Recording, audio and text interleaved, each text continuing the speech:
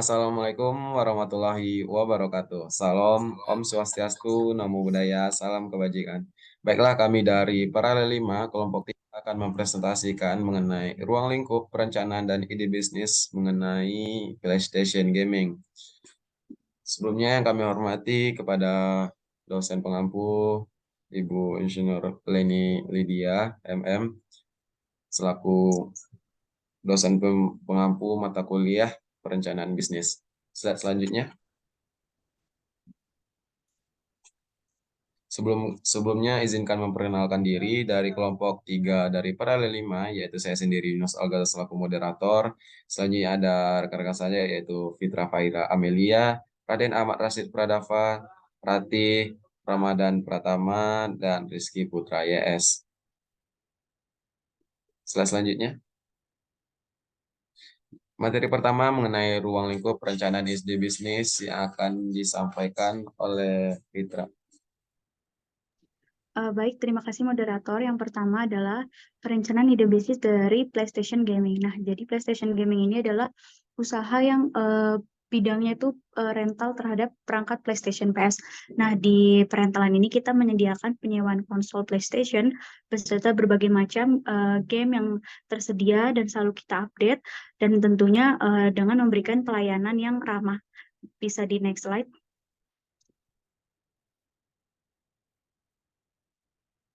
Yang kedua ada analisis identifikasi ide bisnis. Nah, terdapat aspek positif dan aspek negatif. Yang pertama, aspek positif, pasar dari rental PS ini selalu berkembang, aksesnya mudah, diversifikasi koleksi, lalu ada keanggotaan dan diskon, kemitraan dengan komunitas gaming. Lalu aspek negatifnya ini persaingan dengan rental PS yang lain, lalu kerusakan dan perawatan dari alat-alatnya, pasarnya musiman karena biasanya rental PS ini ramai ketika liburan sekolah. Lalu ada pengelolaan persediaan. Bisa di next. Selanjutnya, identifikasi dan analisis faktor lingkungan eksternal dan internal.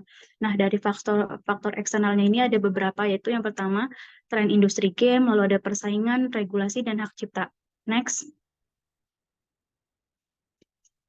Lalu ada teknologi, ekonomi, dan perubahan sosial. Next.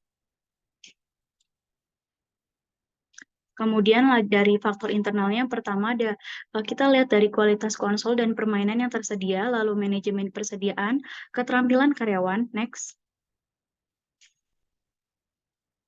Lalu ada strategi pemasaran dari rental PS, ada keuangan, pengelolaan keuangan, dan yang keenam, terakhir pelayanan pelanggan. Next. Berikut adalah BMC dari usaha PlayStation Gaming. Dapat dilihat pada slide BMC-nya. Next. Nah, selanjutnya ada analisis SWOT dari usaha PlayStation Gaming. Ada strength, weakness, lalu ada opportunity dan juga threat dari usaha PlayStation Gaming. Next. Baik, cukup sekian dari saya. Saya kembalikan kepada moderator. Terima kasih. Baik, terima kasih kepada Saudari Fitra Faira yang telah memaparkan materinya. Materi selanjutnya mengenai perencanaan pemasarannya akan disampaikan oleh Saudari Rati. Kepada Rati, dipersilakan.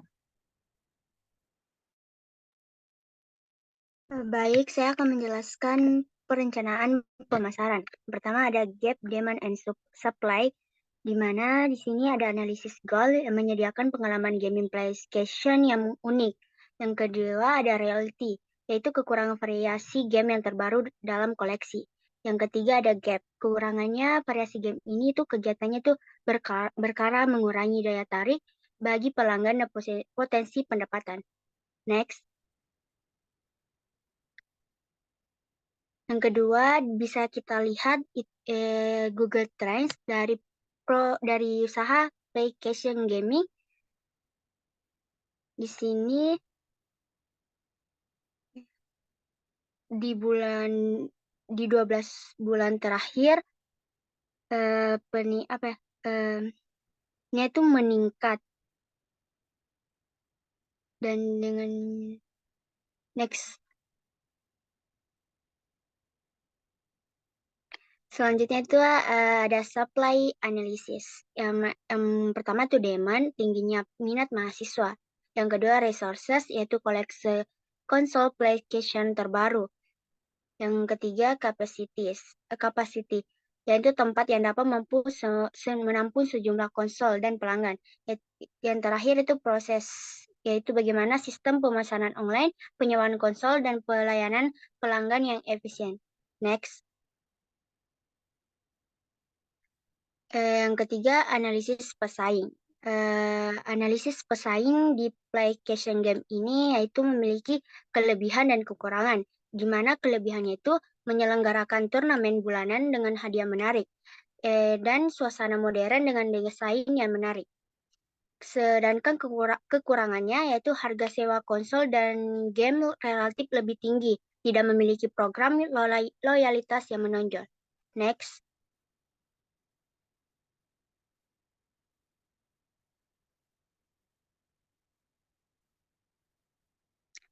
Selanjutnya kelebihannya itu harga sewa yang kompetitif dan terjangkau yang menyediakan ruang khusus untuk turnamen dan komunitas. Sedangkan kekurangannya itu fasilitas kurang modern dan nyaman dan kurangnya promosi dan aktivitas berkelanjutan. Next. Selanjutnya mid-mapping menggunakan design thinking. Di sini ada map-nya itu yang pertama ada understanding, yaitu identifikasi pemain kunci, pelanggan, pemilik rental, menganalisis kebutuhan dan masalah, pelanggan ingin akses PlayStation tanpa harus membeli, pemilik rental ingin bisnis yang menguntungkan. Yang kedua itu empati, di mana wawancara pelanggan untuk memahami preferensi dan harapan mereka.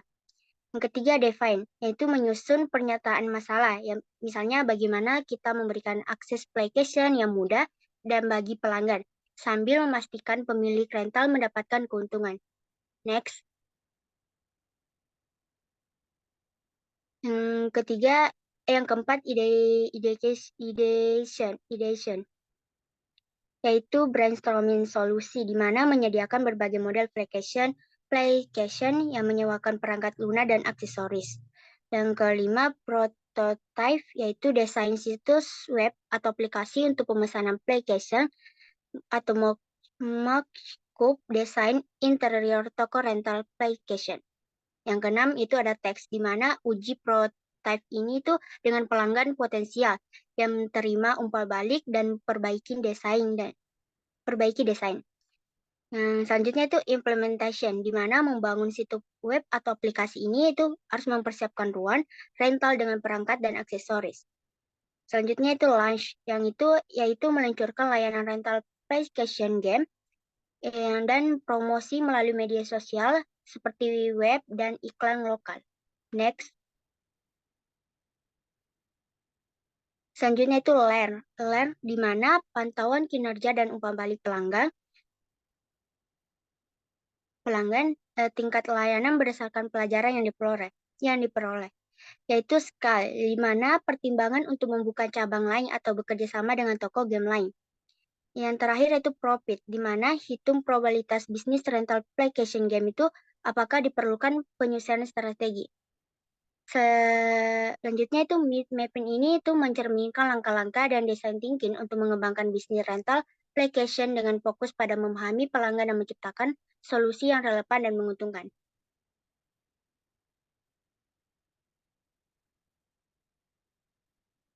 Selanjutnya ada strategi 4P, di mana ada di 4P PlayStation Gaming itu ada produk. Ini mengacu pada jenis layanan yang akan ditawarkan. Yang kedua ada price. Harga yang harus sesuai dengan pasar dan bersaing dengan penyedia yang lain dalam industri ini. Yang ketiga itu place atau tempat. Ini berkaitan dengan lokasi fisik atau platform online tempat penyewaan PlayStation. Yang keempat, promosi. Promosi yang dilakukan itu melalui iklan online, promosi media sosial, atau bahkan promosi khusus seperti diskon atau penawaran paket. Next.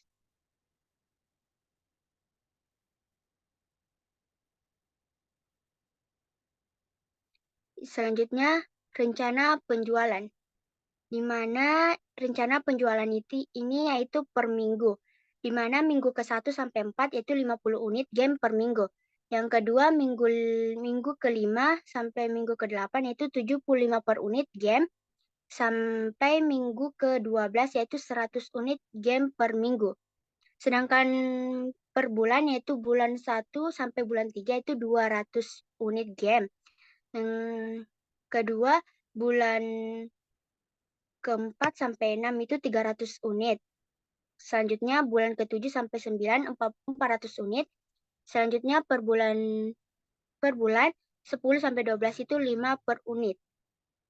Sedangkan per tahun yaitu tahun ke-1 2.500 unit, yang per tahun kedua 3.500 unit, yang per tahun ketiga 4.500 unit.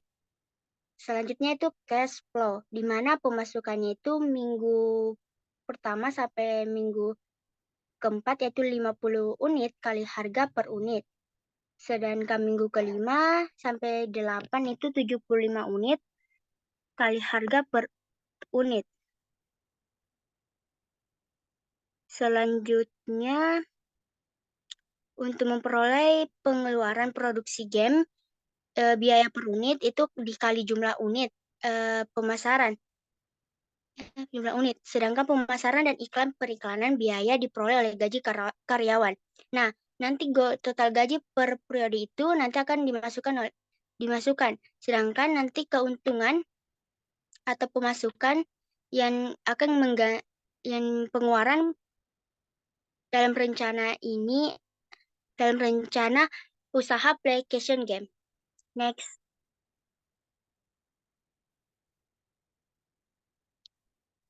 Selanjutnya rencana produksi. Yang pertama, lokasi produksi. Lokasi ini tuh sangat strategi karena mengurangi dampak lingkungan akibat transportasi jarak jauh. Yang kedua ada bahan baku.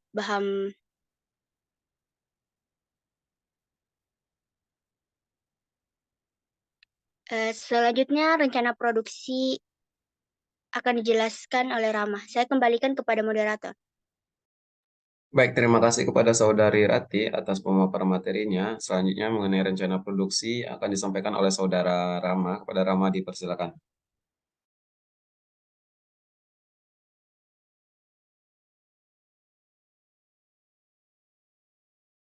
Mohon maaf Rama belum on mic. Boleh diulang lagi. Ya, rencana produksi. Rencana produksi itu pertama ada pilihan lokasi produksi. Yang kedua itu ada bahan baku. Pastikan bahan baku berasal dari sumber daya yang berkelanjutan yang memiliki sertifikat lingkungan. Selanjutnya itu ada teknologi produksi. Pilih teknologi yang ramah lingkungan seperti teknologi modern dan lebih efisien. Selanjutnya ada tahapan produksi, yaitu mendeskripsikan tahapan proses produksi secara singkat disertai dengan flowchart. Selanjutnya itu ada jadwal dan operasional produksi dengan cara membuat jadwal produksi yang mencakup waktu penyewaan dan pengembalian barang dan waktu pemilihan perbaikan. Selanjutnya itu ada layout perusahaan dan pabrik dengan cara membuat tata letak perusahaan mencakup area peminjaman, pengecekan, dan perangkat serta tempat penyimpanan dan perawatan.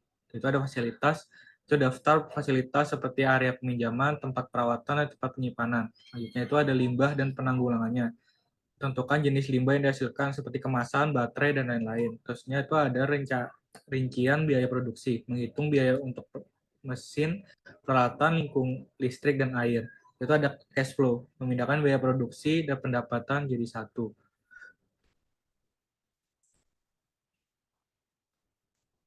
Ya, selanjutnya saya kembalikan ke moderator. Baik, terima kasih kepada Saudara Rama atas pemaparannya. Selanjutnya mengenai perencanaan manajemen dan sumber daya manusia yang akan disampaikan oleh Saudara Dava. Kepada Dava dipersilakan. Baik, untuk manajemen dan SDM-nya, yang ke-1 itu struktur organisasinya. Mulai dari manajemen umum, operasional, keuangan, manajer pemasaran, lalu karyawan, layanan layanan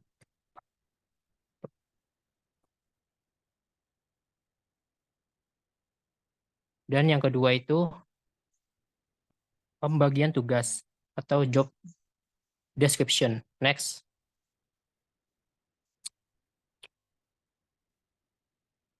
Lalu jumlah dan kualifikasi. Bagiannya itu mulai dari manajer umum sampai ke layanan pelanggan. Next. Lalu yang satu tuh ada biaya operasionalnya. Yang kedua itu ada biaya tetapnya. Next.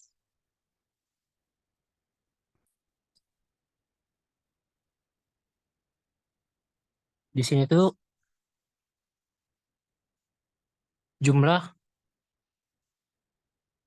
harga tetapnya, yakni eh, sekitar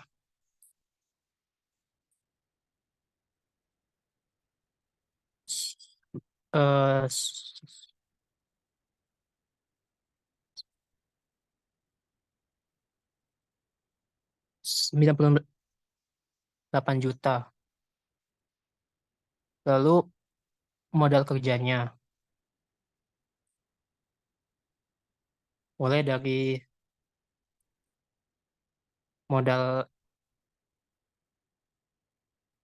investasi, modal kerja,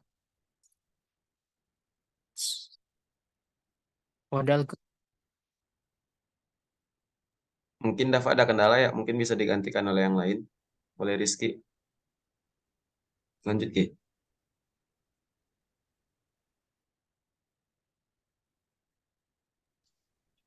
Baik, saya akan melanjutkan tentang modal kerja. Di sini ada berupa gaji karyawan, listrik, air, dan maintenance, dan lain-lain. Dengan jumlah itu 3.685.000. Dengan total modal investasi ada 98.940.000. Yang total modal kerja 3 bulan 11.055.000. Dengan total modal yang dibutuhkan 109.995.000. Next. Yang selanjutnya itu laporan laba rugi dengan PS4 dengan unit 6 pendapatan per hari 300.000 sehingga pendapatan per tahun 108 juta. Dengan PS3 itu 100.000 pendapatan per hari dengan pendapatan per tahun dengan 36 juta. Dengan total pendapatan yaitu per tahun 144 juta. Dengan yang selanjutnya itu biaya operasional. Sewa bangunan biaya 35 juta. Sehingga total biaya operasional itu ada 81 juta 20 ribu rupiah. Dengan laba bersih, laba kotor kurang operasional yaitu 62 juta 960.000. Dengan estimasi BEF akan terjadi setelah usaha berjalan 22 tahun, yaitu 62 juta 980 tambah 52 juta 980, sehingga sama dengan 115 juta 960.000. Dengan catatan pada tahun ke-1 pendapatan kemungkinan akan berkurang sekitar 5% karena harga sewa PS kemungkinan akan menurun. Pada tahun ketiga biaya operasional meningkat diperkirakan sekitar 5% karena ada kenaikan gaji, harga listrik, dan lain-lain. Berdasarkan aspek keuangan yang telah dibuat, perencanaan bisnis PlayStation Gaming merupakan perencanaan usaha yang layak. Baik, saya kembalikan ke moderator.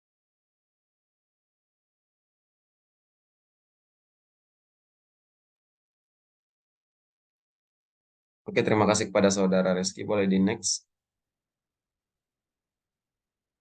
Selanjutnya ada perencanaan kolaborasi. Yang pertama itu ada beberapa cara. Yang pertama itu temukan mitra. Yang selanjutnya menemukan diskusi tujuan. Dan selanjutnya berbagi tugas dan harus mencari aturan bersama. Boleh di next. Selanjutnya melakukan promosi bersama dan dengan manajemen keuangan. Selanjutnya evaluasi dan perbaikan. Dan yang terpenting perencanaan kolaborasi harus berdasarkan saling percaya dan kerjasama yang baik dengan mitra. Boleh di next. Selanjutnya ada perencanaan pengendalian risiko. Kemungkinan risiko teknikal dan finansial yang dapat timbul serta solusi pengendaliannya. Yang pertama, kerusakan pada perangkat PlayStation dan aksesoris. Selanjutnya, kerusakan pada perangkat lunak, perangkat yang digunakan dalam PlayStation juga dapat mengalami masalah teknis. Next. Selanjutnya pencurian dan kerusakan oleh pelanggan, selanjutnya penurunan nilai aset, dan persaingan bisnis rental PlayStation yang bisa sangat kompetitif. Boleh di next. Selanjutnya ada biaya operasional harian dan tak lepas pula dengan regulasi beberapa wilayah mungkin memiliki regulasi tertentu. Selanjutnya ada fluktuasi permintaan untuk rental PlayStation bisa bervariasi sering waktu. Dan selanjutnya ada trends teknologi perkembangan dalam industri games dan kegagalan marketing jika gagal dalam upaya pemasaran.